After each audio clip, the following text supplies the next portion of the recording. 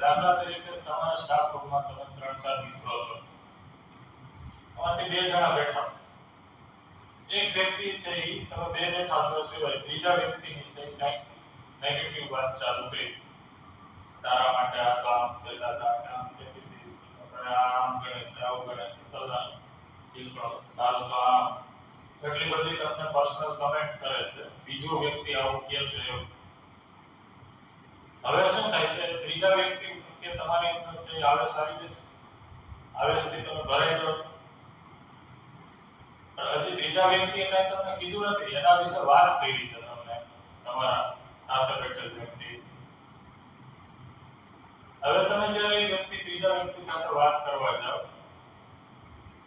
ત્યારે આ જેટલું પણ મને કીધેલું છે એ બધું તમે એની ઉપર ઠાલવી દો, અને ત્યારે થઈ જેમ બોલો વ્યક્તિ બોલે છે એ જ રીતના તમે એની સાથે બોલતા હો, તો જાણે કે પેલો વ્યક્તિ જેણે તમને વાત કરી એ જ વ્યક્તિ તમારા દ્વારા અભિવ્યક્ત થતો એવું લાગે. ખાલી શરીર જ તમારું છે, ભાષા જ તમારી છે, બોલી છે એ બધી વધારે જે કીધી જ છે. તો આ છે વશીકરણ જ. પણ આ વશીકરણ કોની ઉપર થાય છે? જે પોતે છે મનથી અશક્ત છે, જેને પોતાના ઉપર વિશ્વાસ નથી એટલે એ બીજાને કહેલી વાતને માની લે છે, મારા વિશે આને આવું કીધું, અને પછી એ જ વાતને છે આવેશપૂર્વકથી બીજાને કહે છે. તો શરીર હોય ત્યારે આપણે જે રીતના જીવીએ છીએ એ જ રીતના શરીર પછી છે આ જીવવાની સ્થિતિ છે. તો આમાં કોઈ રહસ્ય નથી. તો જે પોતાનામાં વિશ્વાસ સાથે છે, સમજ સાથે છે, એની ઉપર કોઈ નેગેટિવ પ્રભાવ છે એ પ્રભાવિત કરતો નથી, એટલા માટે કોઈના શબ્દો છે કોઈ ઉપર કહેતો એ પોતાના વિશ્વાસ સાથે હંમેશા બધાય. અને જો પોતાની અંદર વિશ્વાસ ન હોય તો શરીર હોય ત્યારે એ જ રીતના જીવે. આ સમજાય છે? તો આટલું જ છે, આમાં બીજું કાંઈ રહસ્ય નથી. આનાથી વિશેષ આમાં કાંઈ. જનરલી જ્યારે આપણે છે માનવ પદ માટે જાગૃતિ માટે પ્રયાસ કરીએ છીએ અને એ દિશામાં આપણે સફળ થઈએ છીએ ત્યારે આ ઉપરની જે પણ સ્થિતિઓ છે અથવા તો નેગેટિવ જે પણ પ્રભાવો છે એનાથી પ્રભાવિત થવાની જરૂર નથી, અથવા તો એ તમને પ્રભાવિત કરતા નથી. એટલે દર્શનમાં આના વિશે કોઈ વધારે વિશેષ ચર્ચા આપી એટલા માટે નથી, કારણ કે એકવાર સત્ય શું છે એ રસ્તા ઉપર ચાલવાથી આ બધી જે વસ્તુઓ છે એ કોઈ તમારા માટે કામની નથી કે અસર કરતા નથી નેગેટિવલી, એટલે આના ઉપર કોઈ લાંબી ચર્ચા નથી. જે પણ તમે ચર્ચા જોવો છો લાંબી તો એ આના ઉપર જ છે. બરોબર છે?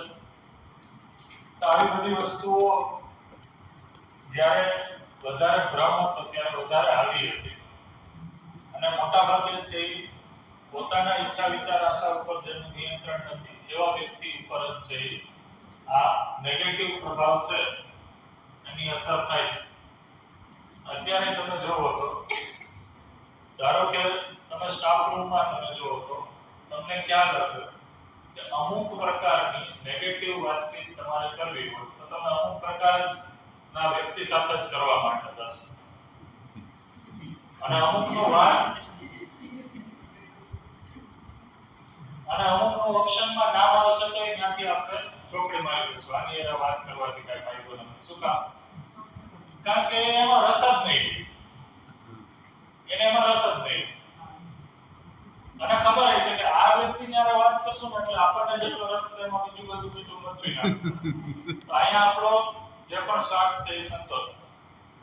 અહીંયા આપણે એ વાત કરવા માટે જશું.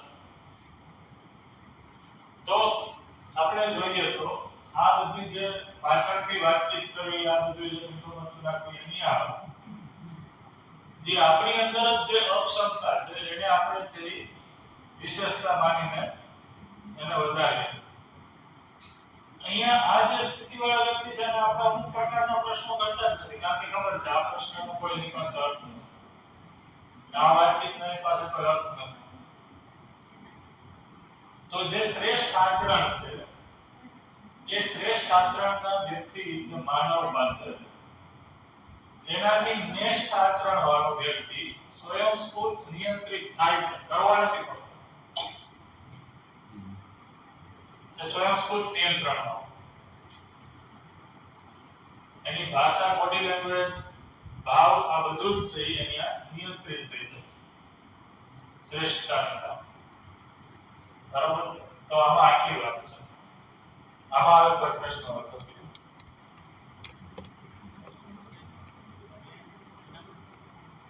બરોબર છે?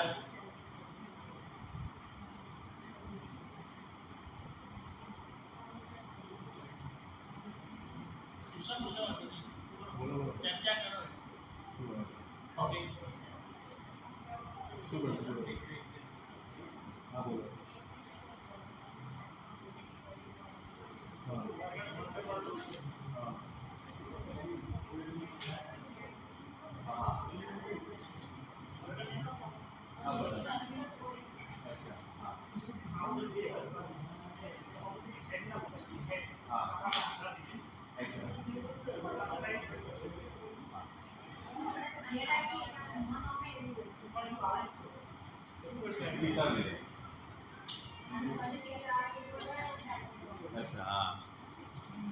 આમનો પ્રશ્ન એવો છે કે અમુક જગ્યાઓને અમુક વસ્તુ એવી હોય છે કે જ્યાં એવું બોલે કે હેડ કે એવું શબ્દ બોલે તો એવું માની કાઢ્યું જે હોય, બરોબર, તો એ આપણા જોડે કોઈ ઘેર આવી જાય છે અને એ જેવું બોલતું હોય એવું બોલવા માંડે, એ કરવા માંડે, તો એવું હોય છે. એટલે હા, સિદ્ધાંત આ જ છે જે મેં કહી દીધું. સિદ્ધાંત એક જ છે, એ એની સાથે જ હાલે છે. જ્યાં એની ખબર છે કે મારી હાલ બાકી નથી. અને જે કરે છે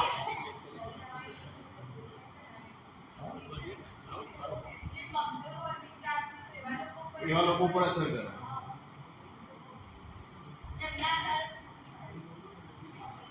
એમના પાસે, રાઈટ? હા. જો સિમ્પલ છે, જેની પોતાના ઉપર નથી ચાલતી એ બીજાની ઉપર ચલાવીને પોતાની ચલાવવા ઈચ્છે છે. જેની પોતાના ઉપર ચાલવા માંડે છે એ બીજાને ચલાવવા માટે ક્યારેય પ્રયાસ કરતા જ નથી.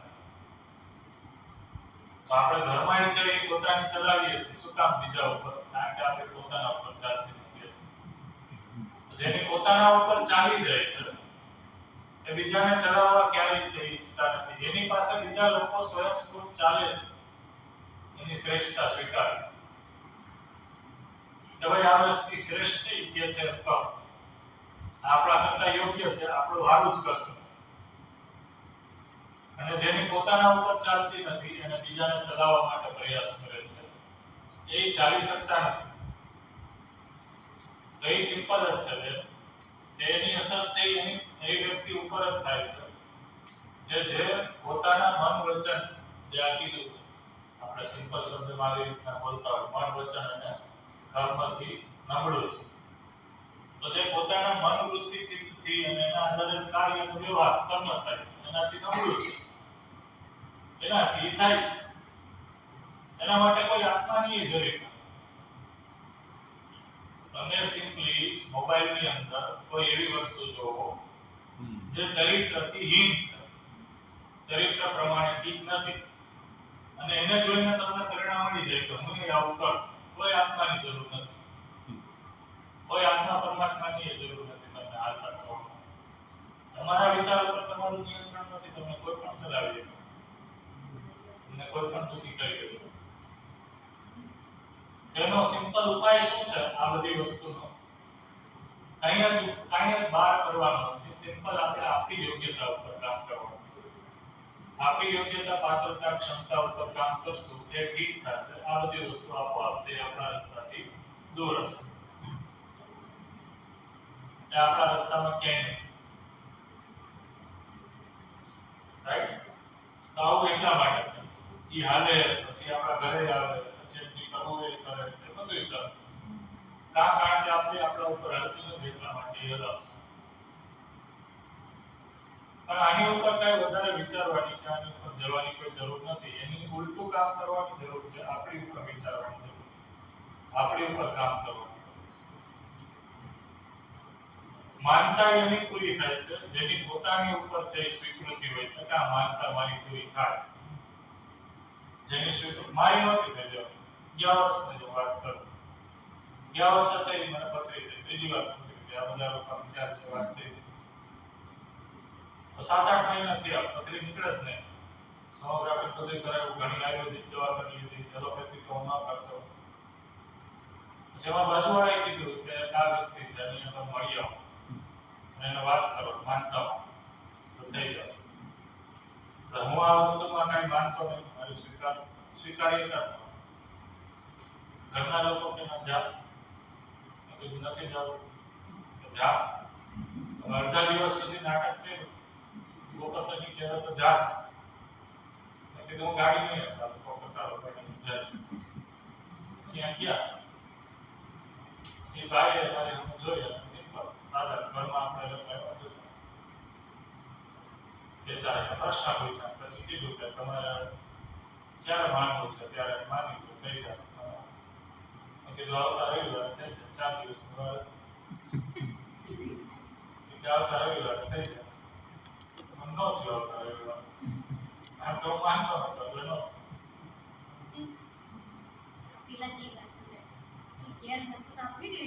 હા એના જેવું. છેલ્લે તો ઓપરેશન કરીને જ કાઢવું પડ્યું. પથરી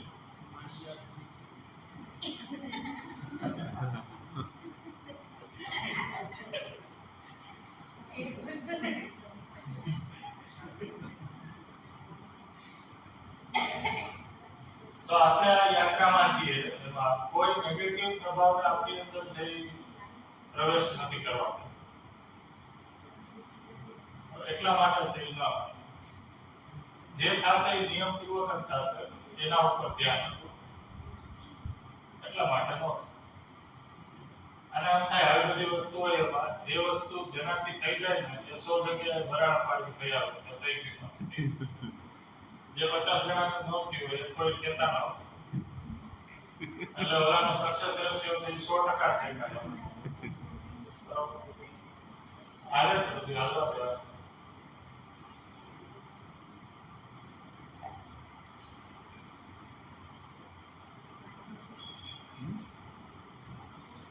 સિમ્પલ એક જ લાઈન પ્રોગ્રામ છે. પોતાની યોગ્યતા ઉપર કામ કરો, સમજ સંપન્નતા માટે કામ કરો. બીજી બધી વસ્તુઓ છે એ સાઈડમાં રહી જશે. તમે ધીમે ધીમે જોવો તો અમારી સમયની સાથે આ બધી વસ્તુઓનો પ્રભાવ સમાજમાં ઘેટો છે તો વહી જશે. માનવાવાળા લોકો ઘેટા છે તો વહી જશે. કોણ કે છે વહી જશે? ઘટી ગયા. કોઈ માનતું નથી. જો બહુ કેટલા કોઈ માનતું હોય ને તો વિજ્ઞાન જથ્થાવાળા જઈ અને પર્દાફાશ કરી. એટલે કોઈ કેટલા બહુ માનતું જે કરે છે સ્વીકાર તૈયાર જ નહીં. શું છે? નવીન જનરેશન કે સ્વીકાર તૈયાર જ નહીં આ વસ્તુ. હા, નવી જનરેશન સ્વીકારતી જ નથી. કારણ કે એનું કારણ શું છે કે નવી જનરેશન મિનિમમ અહીંયા તુલન તર્કથી કામ કરે છે. સ્ટાર્ટ તર્કમાં એ આવતી નથી વસ્તુ, એટલા માટે સ્વીકારતા. જે વસ્તુ રહસ્યમાં જશે, તર્કસંગત નહીં હોય, એ વસ્તુ છે એ જ્ઞાનનો ભાગ ક્યારેય નહીં હોય. એટલા માટે તો આટલી આપણે આ ચર્ચા કરી જીવનની ઉપર. એના પછી આપણે જે વાત કરવાની હતી એ પરિવાર ઉપર કરવાની હતી. એને આપણે સ્ટાર્ટ કરીએ તો અહીંયાથી સ્ટાર્ટ થાય છે. આપણે કઈ રીતના અહીંયા સુધી પહોંચ્યા તો આપણી અંદર એક કન્ક્લુઝન આવ્યું હતું. શું? ચાલો અહીંયા ધ્યાન છે બધા. અહીંયા ધ્યાન. રોમાંચનો સબ્જેક્ટ છે પૂરો થઈ ગયો.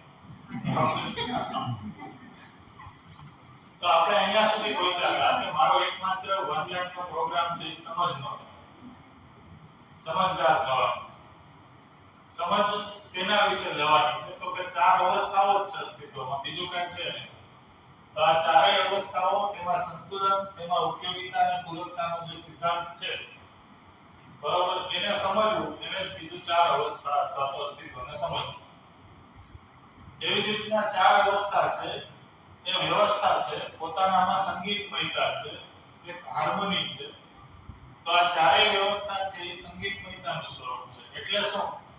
તો કે પદાર્થાવસ્થા પ્રાણાવસ્થાને ક્યાંય બિનઉપયોગી નથી, પ્રાણાવસ્થા જીવાવસ્થાને ક્યાંય બિનઉપયોગી નથી, જીવાવસ્થા છે પદાર્થાવસ્થાને ક્યાંય હાનિ પહોંચાડતી નથી. ઉલટાની ત્રણેય એકબીજાને કેવી છે? ઉપયોગી છે અને પૂરક છે. તો એને જ કીધું પોતાનામાં વ્યવસ્થા, સમગ્ર વ્યવસ્થા એનાથી મોટી વ્યવસ્થામાં ભાગીદાર.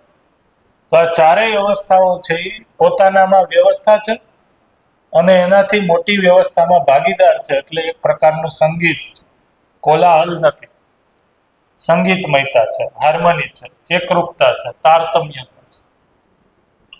તો આ ચાર અવસ્થામાં વ્યવસ્થા સમજ્યું. એમાં પહેલે આપણે સ્ટાર્ટ કર્યું માનવમાં વ્યવસ્થા શું છે એ સમજવું.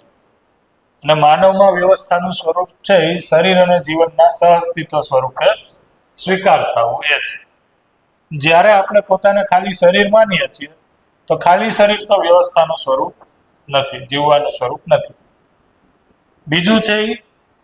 બીજું છે એના પછી આવે છે પરિવાર. તો પરિવારમાં વ્યવસ્થા શું છે? તો પરિવાર એટલે શું? પરિવારમાં સંબંધો, એમાં નિહિત મૂલ્યો અથવા અપેક્ષાઓ એ વ્યવસ્થાના સ્વરૂપમાં સ્વીકાર થાય, એને કીધું પરિવારમાં વ્યવસ્થાનું સ્વરૂપ. તો પરિવારમાં વ્યવસ્થાનું સ્વરૂપ આપણે જોશું. એના પછી સમાજમાં વ્યવસ્થા, એના પછી પ્રકૃતિમાં વ્યવસ્થા. પ્રકૃતિમાં વ્યવસ્થા કઈ રીતના છે? તો આ સમગ્ર અસ્તિત્વ જ સહઅસ્તિત્વ સ્વરૂપે છે એ સ્વીકાર થાય, એને કીધું પ્રકૃતિમાં વ્યવસ્થા. તો આ ચારેય અવસ્થાઓમાં વ્યવસ્થાઓનું સ્વરૂપ જો તેમાં માનવ આપણે સમજા. તો માનવમાં વ્યવસ્થા સ્વરૂપ શું છે એ ક્લિયર થયું? માનવ નું સાચું સ્વરૂપ શું છે એ સમજાણું આટલી આપણે જે ચર્ચા કરી એમાં. તો આ સમજ સાથે જ્યારે આપણે પરિવારમાં જશું તો પરિવારમાં વ્યવસ્થાનું સ્વરૂપ શું હશે?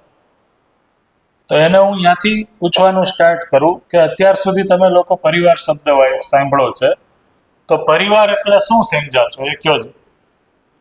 પરિવાર એટલે શું? જે પણ તમને પરિવાર એટલે સમજાણું હોય એ કયો. તો પરિવાર એટલે શું કયો છે? ચાલો, કોણ કહેશે? પરિવાર એટલે શું? પરિવાર કોને કયો છે?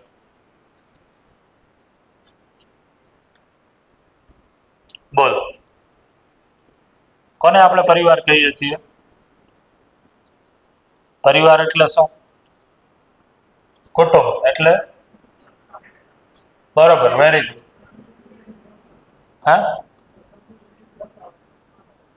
રાઈટ.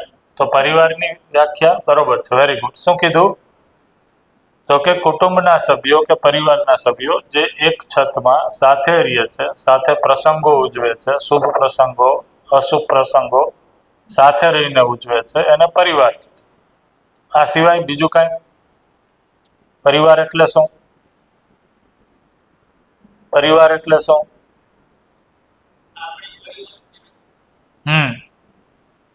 એનો આધાર શું છે? આ પરિવાર કહીએ છીએ અત્યારે કેના આધારે પરિવાર કહીએ છીએ? આ સ્ટાફ છે એ મારો પરિવાર છે.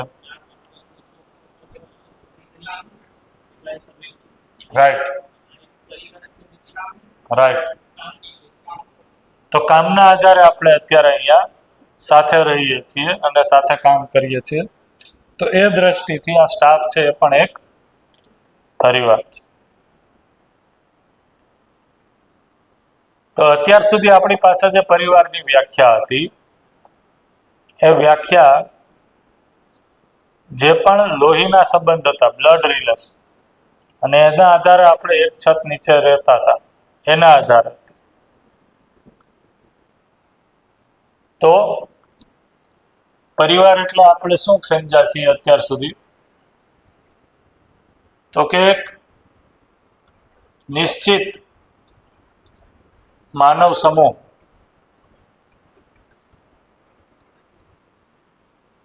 જે અહીંયા વ્યાખ્યા લખું છું, સમાધાન સમૃદ્ધિ ના અર્થે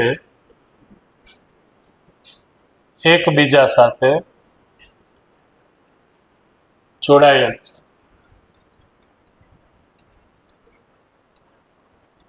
એને શું કીધું? પરિવાર.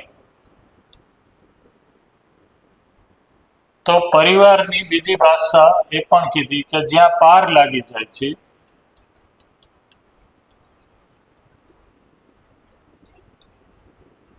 એને કીધું પરિવાર.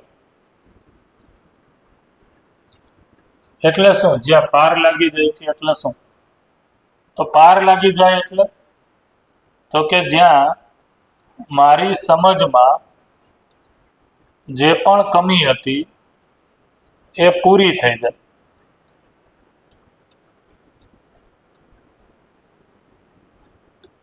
એને કીધું પરિવાર. તો પરિવાર એ એવી જગ્યા છે જ્યાં સમજના અર્થમાં, જ્ઞાનના અર્થમાં હું જોડાયેલો છું.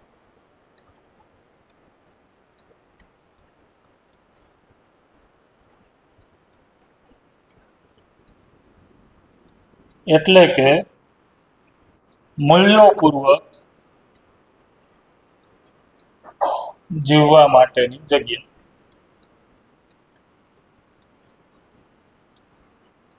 એને કીધું પરિવાર. તો જ્યાં મૂલ્યોને હું સમજું છું અને એ પૂર્વક હું જીવું છું, એ વ્યવસ્થા જ્યાં છે એને મેં પરિવાર કીધું. તો મૂલ્યો એટલે શું? મૂલ્ય શબ્દ એટલે આપણે અહીંયા અત્યાર સુધી લાગણી શબ્દ યુઝ કરતા હતા. તો લાગણી અથવા ભાવ એને આપણે મૂલ્ય પણ કહીએ છીએ. બરાબર. તો જ્યાં હું મૂલ્યોને સમજું છું અને મૂલ્યો માટે જીવવાની પ્રેક્ટિસ કરવાની, અભ્યાસ કરવાનું જે જગ્યાએ ગ્રાઉન્ડ છે, સ્થળ છે, એને મેં પરિવાર કીધું. તો આ પરિવાર છે ત્યાં સમાધાન અને સમૃદ્ધિ બે પ્રમાણિત થાય છે. સમાધાન જીવનમાં, સમૃદ્ધિ છે એ પરિવાર. સમાધાન સ્વયંમાં, સમૃદ્ધિ છે એ પરિવાર. તો સમાધાન સમૃદ્ધિના અર્થમાં એક નિશ્ચિત માનવ સમૂહ સાથે રહીએ છે એકબીજા સાથે, એને પરિવાર આપણે કહીએ છીએ. તો આ પરિવારની રચના છે એ કેવી હશે? પરિવાર છે એ કઈ રીતના બનશે? તો ધારો કે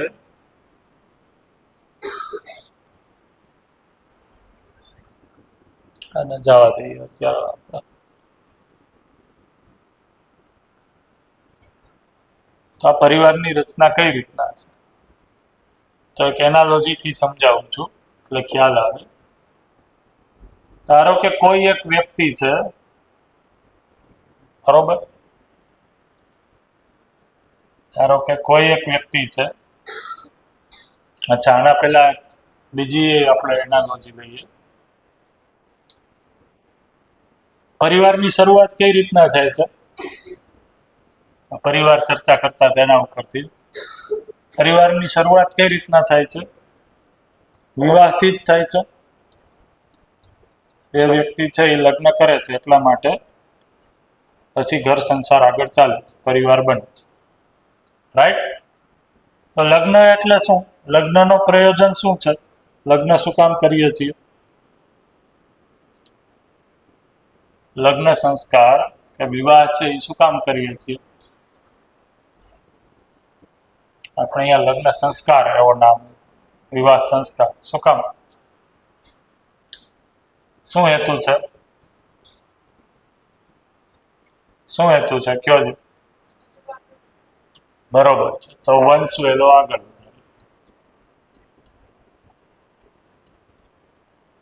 શું કામ વંશ વેલો આગળ વધારવો છે? હે? જાતિનું અસ્તિત્વ ટકી રહે એટલા માટે.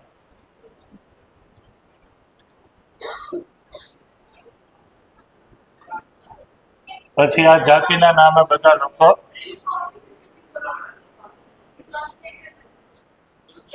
શું છે?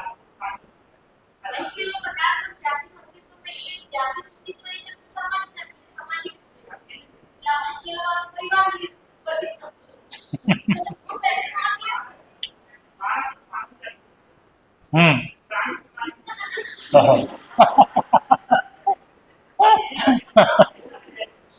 બરોબર છે, હું સમજી ગયો તમારો ભાવ.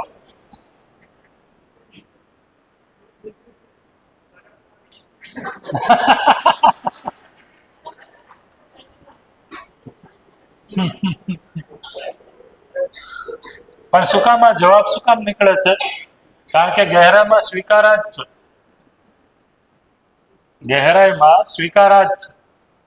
વંશવેલો વધારો. શું કામ વંશવેલો વધારો? પૂછો. શું થવાનું વંશવેલો વધારે? હે? વેરો વધારો.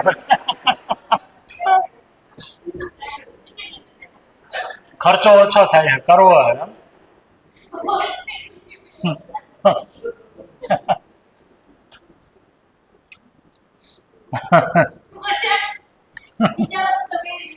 હા, મેં તો વિચારેલું જ છે, હું તમને પૂછ્યું. આવાથી કેટલા લોકો છે વિચારીને લગ્ન કર્યા છે? શું વિચારીને લગ્ન?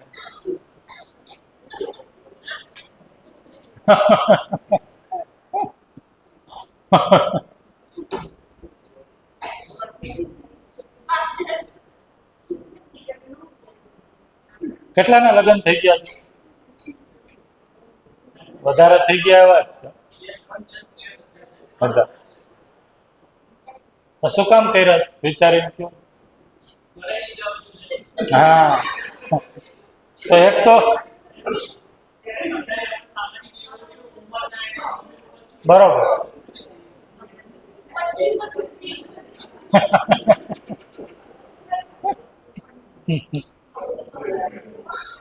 હા, લગન. હા, બોલજે.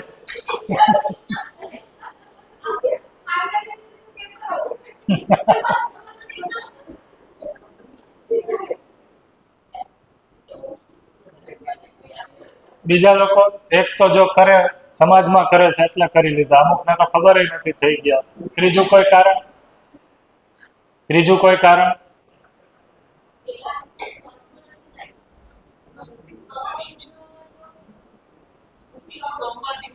અચ્છા, મહત્વનું હતું તો બધાને ભેગા કામ કરતા. હે?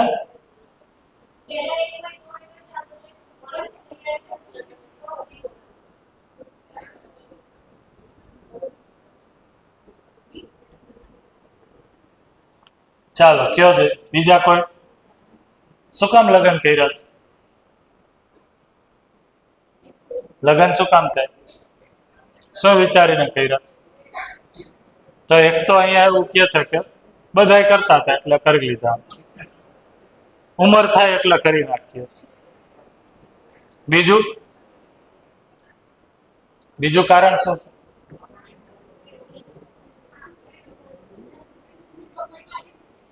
હા, મમ્મી પપ્પાએ કીધું એટલે કરી નાખ્યું.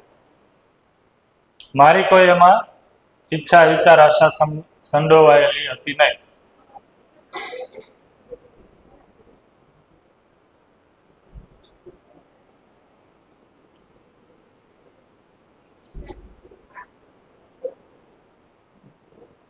બોલાવો છો કોઈ?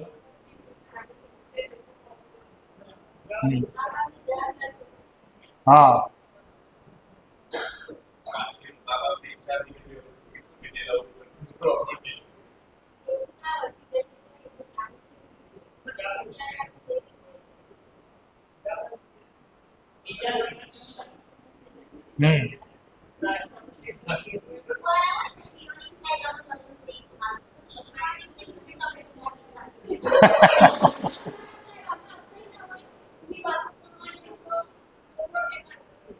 હા,